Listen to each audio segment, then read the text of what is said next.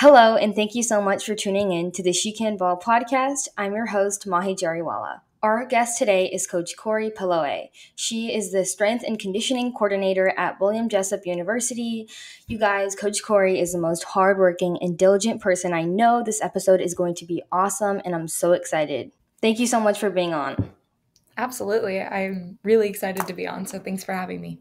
No problem. Okay, so let's hear about your journey. So where did you grow up and how did you get into basketball? Because I know you played basketball when you were younger.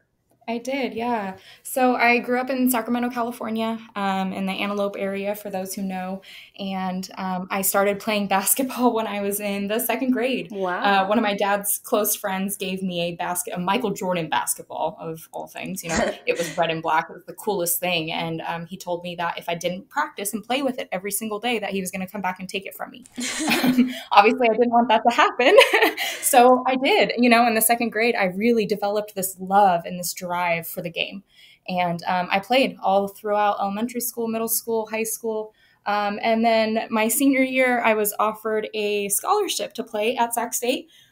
And I ended up getting too many concussions. And afterwards, my doctor would not clear me to play any more contact sports. So that was a big heartbreaker for me. So from there, and when I knew I couldn't play basketball anymore, I knew that I at least wanted to work with athletes. I wanted to help people. And I got into training and I started working as a personal trainer, started going to school, and decided that I really fell in love with preventing injury and, you know, not allowing athletes to get to the point that I got to. And not only that, but for those who do get injured, I don't want them to hear the word no. I think that's huge in this field. A lot of people are told no very early, but that's not always the best answer. I think there's a lot of training. There's a lot of different things that we can do to get people back to where they were, or even better than where they were before. So that's where I really fell in love with this field. Wow, that's really, really cool. I really love your aspect and your mission. And so you talked about having lots of injuries. Can you tell us a little bit more about those injuries and how hard they were for you? Absolutely, yeah. Okay, so my freshman year of high school, I played really well. I was super excited to go up to JV for JV tryouts. I was killing it, and we ended up scrimmaging at the end. And I dove for the ball because I was a hard-nosed defender. That's what I did. Yeah. And I ended up landing right on my kneecap and dislocated it. It went out to the side. I tore my meniscus. Yeah, they called an ambulance and everything. It was that bad. So that, yeah, my sophomore year was out at that point. And because I wasn't in sports, I was getting in all kinds of trouble and, wasn't focused on the goal so much at that point in high school anymore, as most high school kids aren't. And, from that point, I transferred schools and I ended up going to this really small high school out in Antelope. It's called Global Youth. Shout out to Global Youth. That doesn't exist anymore. And anyway, they had a real small sports program and they ended up letting me get involved, and they were actually really excited to have me. And I absolutely fell in love with my teammates. We actually went really far in our Division II. We were Division V, so, nothing crazy, but we did end up winning our conference championship that year. Wow. Yeah, which was huge because, like I said, at our school, no female sports had ever won anything really. So that was huge for our school. And then the following year, my senior year, that's when I got offered the scholarship, and we did the same thing. We killed it. So like I said, it was huge in high school. But my junior year, while I was playing for Global Youth, I went down a couple of times. Again, going for the ball. Like I said, I was a hard-nosed defender. I wouldn't let people pass me. If there was a chance of me getting the ball, I was going for it. There was no question there. So the first one, I dove for it, and she was passing the ball, and I went for it, got the ball, passed it to my teammate, but wasn't really paying attention to where I was going to land, and I ended up going right into a water fountain and hit my head, and was down there for a minute. Definitely blacked out. That was my first concussion ever. And, my mom was super worried. Yeah. She took me to urgent care, and they told me I couldn't have any contact sports for a few weeks and that I needed to chill out. So that was pretty scary for the first one. And they said, obviously once you have your first concussion, then you're a little more susceptible to more. Mm-hmm. And I, unfortunately, as a 16-year-old, in high school, I didn't take that very seriously. Yeah. And I was so excited to get back to the sport. So I ended up playing again just a few weeks later and did the same thing. We were at a tournament in Oroville, and same thing, kind of was going for the ball. We were actually going for a rebound this time, and it kind of, went toward half court. So I ran, jumped for it, and another girl kind of jumped at the same time, and her knee went into my head, and my head hit the ground. And that one, I don't even remember. Man, I've watched it on film so many times. But I was out cold. They had to call the ambulance to get me off the court, and that's where I woke up, was in the ambulance. And at that point, my coach was in there with me. That wasn't even halftime yet for that game. Oh, and I knew, obviously, that was a big deal. Yeah. So that kind of ended my junior season. But going into senior year, I was really excited. I felt like I had trained. I had prepared. I did play soccer, too, my junior year. I only got one concussion playing soccer. But, going into my senior year, obviously, I was a lot more susceptible. So there was 2 or 3 times where I got taken out of the game because I had gotten elbowed in the head, or, just little things that happen every game or every practice. And it would put me down, So it got to the point where my doctor told me no more. Oh my gosh. And I wasn't going to hear it. So I hate to even admit this online, but I forged a letter from my doctor and gave it to my coach. And I said that I was good to go and that I was going to play. Nowadays, it's a lot harder to get away with that kind of thing. Yeah. And especially, I think if I was going to a bigger school, obviously that probably wouldn't have even gone on. But, being such a small school, I got away with it and I played. And it was senior night. My whole family was there. And, it was great. I played with a mouth guard. I tried to do some things that would help prevent that. And of course, same thing. I ended up going down. So within 2 years, I've had at least, 6 or 7 concussions. Oh my gosh. So after that point, I had to go get a physical. And unfortunately, because I had gone to the doctor every single time after getting a concussion, they had it in their records. And they said absolutely no more, that Alzheimer's is almost a guarantee for me in my future. And that I'm already suffering from some brain damage. It affects my dehydration. It affects my sleep. There's a few things, that they've told me to keep an eye on. But I don't know. I look back and it was worth it to me. Every ounce of it was worth it because I got to do what I loved. Yeah. And I developed such a strong passion and such a strong drive for this game. And that's how I connect with my athletes now. So I'm thankful for my past and how I got here. Definitely. Yeah. And so I was listening to a basketball masterclass and the guy was talking about how he got an injury and it was some hip injury and it was a huge deal because a lot of people don't come back the same way. Mm-hmm. And so he told himself the second I get back on the court, I'm going to play, I'm just going to enjoy every single second of it. Yeah. And he's that's when I could play. Yes. And I feel there's so much you can learn from injuries. Absolutely. And so how did your injury kind of change your perspective on strength and conditioning? Well, when I was in high school, the girls we weren't in the weight room. There was no strength and conditioning for any of the female teams. Going into college, that's when I started learning about the aspect of weightlifting and strength and conditioning.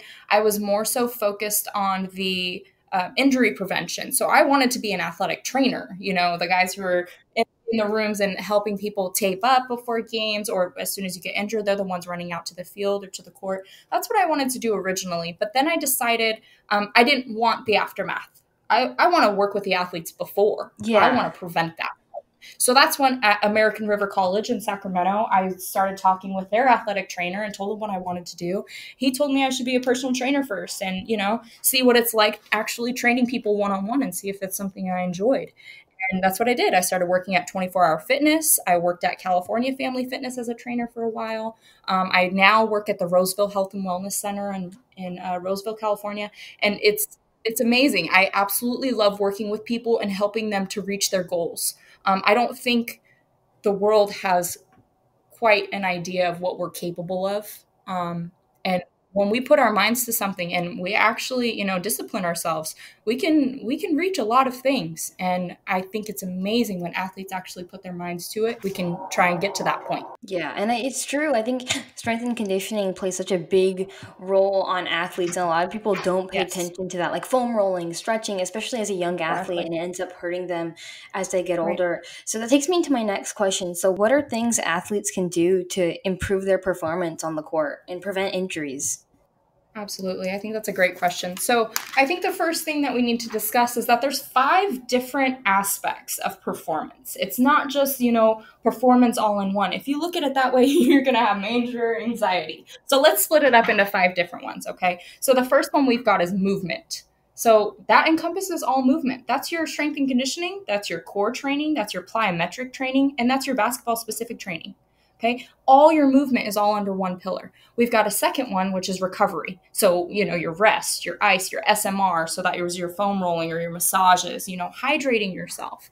Recovery, that's the second one. The third one is sleep. I know recovery and sleep seem like, kind of the same thing, but recovery is what you do following your training session. Yeah. Sleep is obviously getting your sleep at night, right? And you need 7 to 9 hours every single night. Our bodies are set on the circadian rhythm. Our human beings are actually very fascinating in that the fact that they are able to adapt very quickly. So if you set up a routine, your body's going to get used to it. And so when you're, during the week and you're sleeping, let's say you go to bed at 10 o'clock and you wake up at 6 every, Monday through Friday, but then you come to the weekend and you're not going to bed until midnight and you're waking up at 11, then you're resetting that circadian rhythm every single weekend. So no wonder your body's like, what the heck is going on? You know what I mean? You've got to get Yeah. on that rhythm and give it the same amount of sleep every single night. The fourth pillar is nutrition. We've got, multiple different groups there. We've got supplements we could talk about. We've got, fiber, the right amount of water. There's so many different things under nutrition. That's like a whole nother podcast, I think. And then the fifth one is mindset.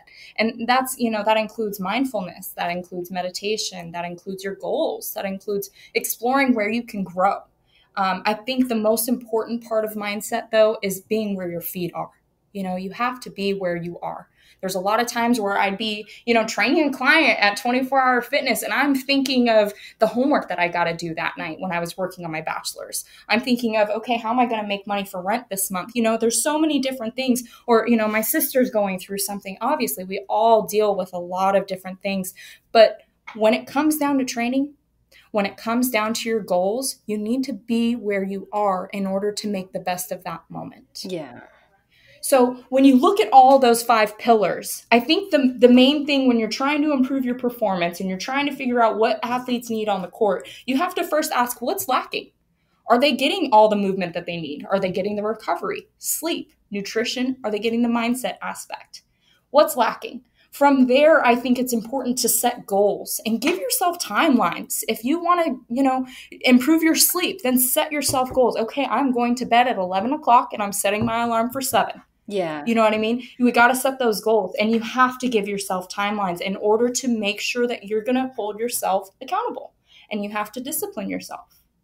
When you look at all 5 pillars and you look at all 5 different aspects of performance, I think that's when athletes are going to be able to make sure that each of those 5 aspects is getting their fair share. When one is lacking, you're going to notice some type of decrease in your performance. Yeah, I really like those 5 pillars. And so you talked about like how much you love like focusing on nutrition. So let's dive into that a little bit more. Absolutely. So as far as nutrition goes, for my athletes, I like to split it up into, kind of like the My Pyramid that you'll see in your health classes or online. That's what the government recommends for most people. And so that's what I go by. I don't think that there's any diet necessarily that can help, everyone get to their goal. Obviously, everyone is very different. If you find that you're having trouble with nutrition, then I think it's really important for you to experiment and to find out exactly what's causing these issues. Number one. Number two, obviously, as an athlete, you need to make sure that you're getting every single nutrient that your body needs in order to recover properly, in order to build muscle, in order to build conditioning. Food has a lot to do with that. And I think another issue with food is the fact that people look at it as a social interaction, as, entertainment, as, whatever that may be, where instead we need to be looking at it as fuel. Yeah, that's very true. That's what it is. It is fuel for your body. It doesn't matter, where it's coming from, what it looks like, what it tastes like, it's fuel for your body. And that's what we need to focus on. So with that said, we need to focus on getting the right amount of dairy. Okay. That's going to give you the right amount of fat. That's going to help you to produce energy. Okay. Grains, obviously, that's your carbohydrates. That's where most of your energy is coming from immediately. And then fruits, obviously, same thing. Vegetables, those give you other nutrients as well, minerals, vitamins. Your meat and your beans is going to replenish the muscle that we're breaking down. And then your oil, same thing. It helps with the fat production. So making sure that we're getting all of those nutrients. Like I said, I know it's a lot, and I know it can be, pretty frustrating at first to think about all of these things. But I think it's really important to understand the purpose of each and why we do it. And like I said, understanding it as fuel for your body. Definitely. Yeah, I think that a lot of athletes don't take nutrition as seriously as they need to. Oh, 100%. And especially, younger athletes who are in high school or going to college who love the hot Cheetos and the drinks, and, whatever it may be. I think it's important for them to start understanding that, yes, your body may be able to take it well right now, but I'll tell you, if you start eating those things every single day, eventually your body's not going to take it very well anymore. Yeah. I told this kid just last week, he said, well, I like ice cream. Okay, that's fine. You can eat ice cream every now and again. If you eat ice cream every single night, a couple years from now, ice cream's not going to sit very well in your stomach. But if I eat it every once in a while, a couple years from now, same time as you, it's not going to bother me as much because I didn't kill it. You see what I'm saying? You've got to take it easy. Yeah. So another thing I think that athletes kind of don't look at is like recovery, like you said, right? Yes, and I think that there's this whole like misconception, like, you should be in the gym like 12 hours a day, but a lot of people just need to listen to their bodies and figure out what's best for them. So can you dive into that a little bit more? Absolutely, yes. So my athletes typically work out about 3 days a week. And that includes their strength and conditioning, that includes their core. And this is, during their off season, their workouts are about 2 hours a day, I'd say. Okay. And that does not include their basketball-specific training. So basketball-specific training should be another hour and should be on your off days. At least that's what I tell my athletes. I don't want them to, go work out for 2 hours in the gym and then go, get some basketball training again for another 2 hours. What's the point, Yeah. At that point, you've already completely used all of your fuel, and what are you doing for training at that point? Besides making your body more exhausted? Yeah. Nothing, right? So let's get the most out of every single training session. So if you go for 2 hours, and we know there's benefits with that, but going for more than 2 hours, we don't see that. Okay. So limiting yourself and knowing what your body can take. And now I don't want to say that 2 hours is it for every single person, because that's not it. Everybody's different. Yeah. There are some people who can go a little bit harder than that and finish within, 2.5 or whatever it may be. But I think, like you said, knowing your body and knowing when your body needs rest. There's a lot of college athletes that I've worked with in the past who literally will come in one day and they're amazing and they're killing it and they get their new max, and then the next day they come in crying and just hysterical because they don't know how to keep their life together anymore. And I think it's those athletes who are nonstop pushing themselves and don't know when to take a breather. And I think our society really does push on this whole, no sleep, you'll sleep when you're dead. Right? Exactly. You need to push. No, I'm telling you right now, LeBron James sleeps. LeBron James rests. You know what I mean? And not to mention the fact that, he's obviously, and all these other professional athletes too, not just LeBron, but they've built up to a point. Mm-hmm. He's been training for years and years and years. That man's body can take a lot more than most of us. Yeah. If you get to that point, then fantastic. But get to that point. Don't just jump to it and expect to be there, because that's not how it works. Yeah, definitely. You were talking about a lot of young athletes don't take this stuff seriously, but I think that in like past time, like let's say current pro players, they didn't have the same resources we have now. So us moving forward, our bodies shouldn't be like them. It should be better. Oh, 100%. And, I've told even female basketball players, I've told them when I was in high school, AAU wasn't even a thing for girls. That wasn't until like my junior, senior year. It was like this brand new thing for AAU. So with training, with, different techniques, with recovery, with sleep, nutrition, this is also new. And all these studies are just now coming out. If you look online, you'll find a lot of studies, 2018, 2019, where we're just now learning that these things are so beneficial for athletes. So to take advantage of the simple fact that you have education is huge, because that wasn't there before. Yeah. And so, what other aspects of strength and conditioning do you think are overlooked by athletes? I think, another one is my biggest thing is preventing injury. A lot of coaches will tell the whole team to do the same exact workout. When you have some girls who have their knees come in when they squat, or some girls who are bow-legged, they can't do the same workouts as girls who have, a normal stature. Yeah. So being able to pick those things out and knowing, hey, my body's different, and hey, this doesn't feel right. Knowing and being able to understand that, I think, is huge, especially for younger athletes. If you can explain to your coach or explain to whoever you're working with that, this might not feel right. Educate yourself. Go online. Look different things up. Just because you hear it one way doesn't mean that's accurate. Especially, like I said, in this field, it's constantly growing. We constantly have new research. And there's a lot of coaches who have been in this field for years who are being proved wrong, and being told, no, that's not the way to squat. No, that's not the way to bench press. So make sure you do your research and know how your body is supposed to feel when you're doing it. You should not be in pain when you're exercising. Of course, there's going to be, the here and there burn, that kind of thing. That's the good pain we talk about. But the bad pain, the sharp pain, the dullness, the aches, those kinds of things should not be happening. So if you're feeling those, then you're probably either A, not doing it right, or B, you're missing out on something. And that could just be a simple, shoulder workout that you need to be doing every day.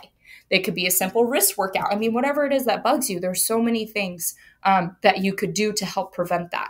And then again, on top of that, especially with basketball players, ACL tears are so prevalent. And let me tell you, if you suffer from one injury as a young child, you are 50% more likely to get another injury before you graduate high school.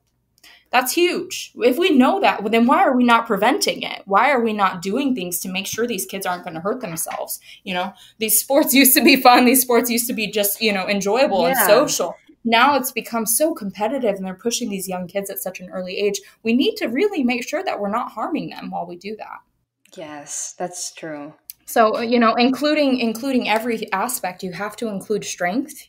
You have to include conditioning. You have to include core, jumping training, and then basketball specific training. All of those, even flexibility training, they have to be separate.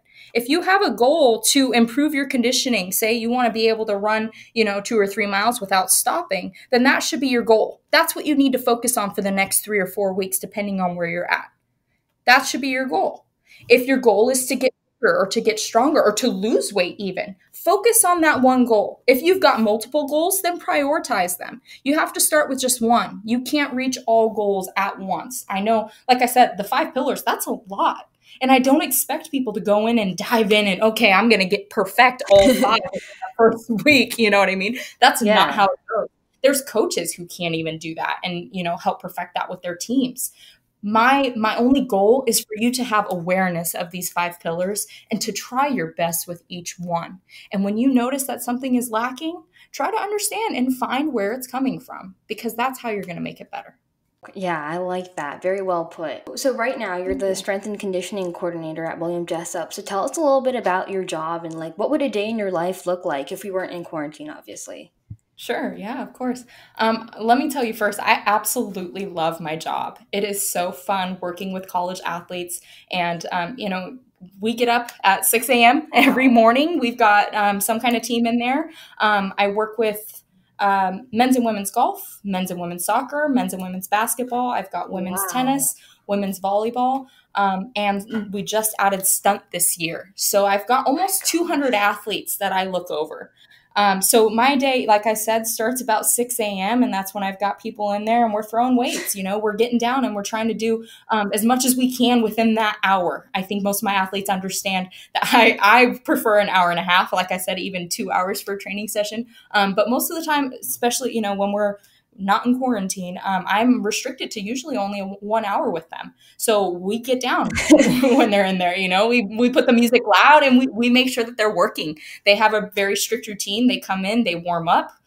From there, they do their prehab exercises. So that's, the people who have hip problems are going to go do certain exercises to help with their hips. The people who have knee problems are going to go do certain exercises to help with their knees, and so on. I love how you categorize that. That's great. Oh, absolutely. And they need it specifically. We had a lot.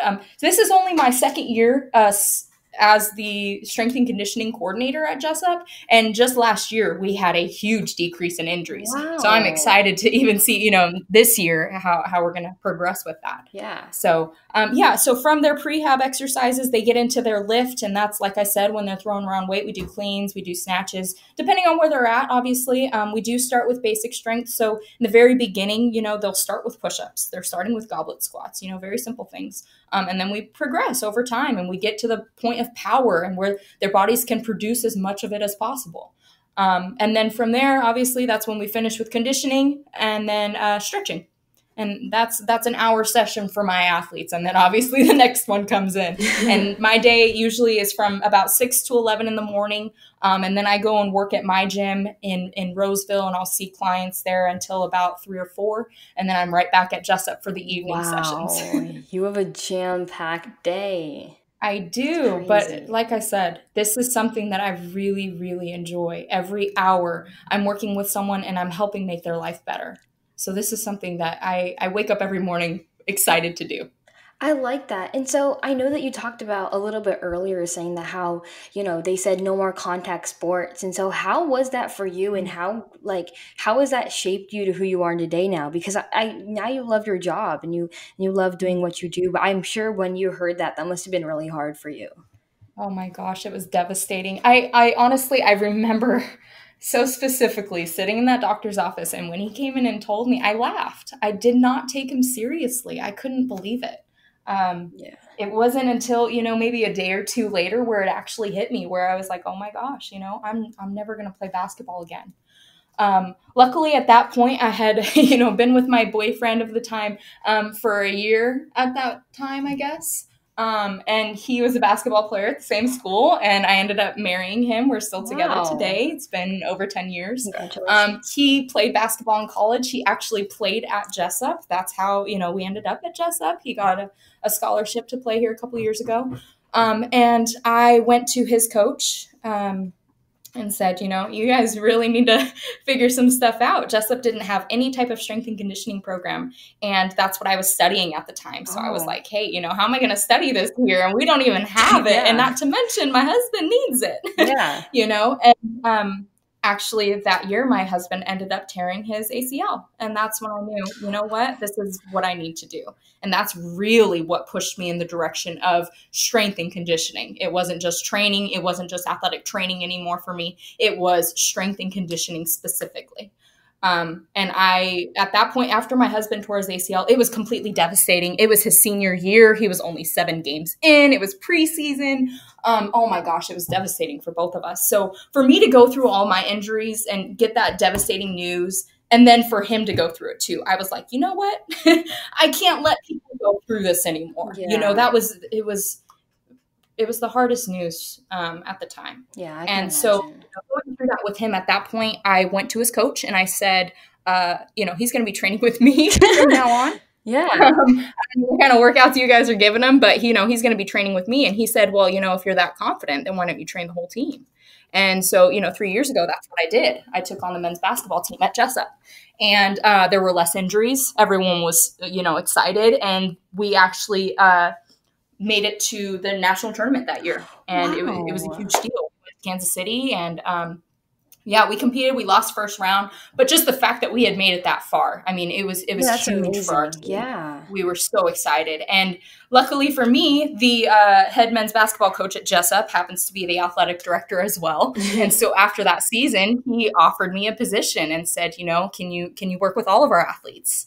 And so that's how I got to this point. And now I've helped a lot of people either come back from injury and to the point where they're, stronger and faster and jumping higher than they were before, performing better on the court, better than they were before. And, people who were having ankle issues, and were scared that they were going to possibly tear their ACL or something along those lines. And it didn't happen. They ended up competing all season. They didn't get tired. They didn't get injured. There's just so many things, so many benefits from strength and conditioning. Yes. Like I said, definitely. It really is changing people's lives. Yeah. And that's what I love. Yeah.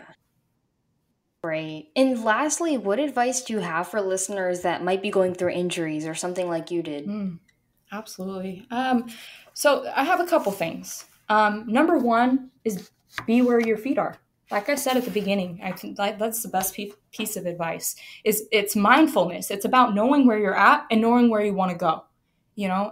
If you don't have an idea of that, then it's really easy to get sucked into anxiety and depression. And those are things that I felt, those are things that I went through. And, that summer going into college where I was realizing I'm not working out with the women's team right now. I'm missing this opportunity. Those are hard times, and you get down on yourself and you lose hope, you lose faith. And for me, it was like, okay, no future anymore. Like, what am I going to do? Basketball was it for me. And I think a lot of people feel that way. So when you get to that point, understand that no is not an answer. It's not. You may be injured now, but that doesn't mean you're going to be injured in the future. There's always something that you can do. So from that point, take baby steps. It's all about finding where you want to be and setting those goals. And like I said, setting those timelines. Once you set the goals, once you set the timelines, once you know where you want to go, where you want to be, then it's about three things. Number one, discipline. Number two, purpose. And number three, drive. Those three things will help you reach those goals, I promise you. But you have to discipline yourself. You have to know your purpose, and you have to find that drive. I love that. Yeah, and I love your mindset. I love your whole story. I think it's great. Yeah. Thank you.